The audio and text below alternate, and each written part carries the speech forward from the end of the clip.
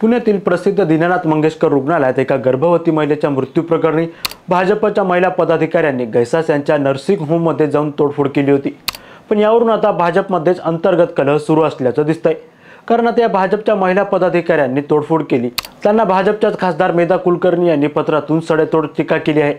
पुणे भाजप शहर अध्यक्ष धीरज घाटे यांना मेधा कुलकर्णी यांनी एक पत्र लिहिले आहे।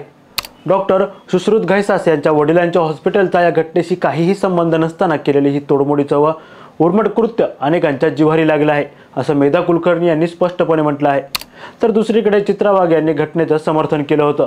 भले शब्बास माझ्या रणरागिणींनो, ज्या डॉक्टरमुळे 2 चिमुकल्या आई मायेला पोरक्या झाल्या त्या घैसास डॉक्टरला भाजप महिला मोर्चाच्या रणरागिणींनी चांगलाच धडा शिकवला, असं चित्रा वाघ म्हणाल्या होत्या। दोघींनी वेगवेगळे मत मांडल्यामुळे भाजपमध्ये सगळं अलबेल नाही असं दिसून येत आहे।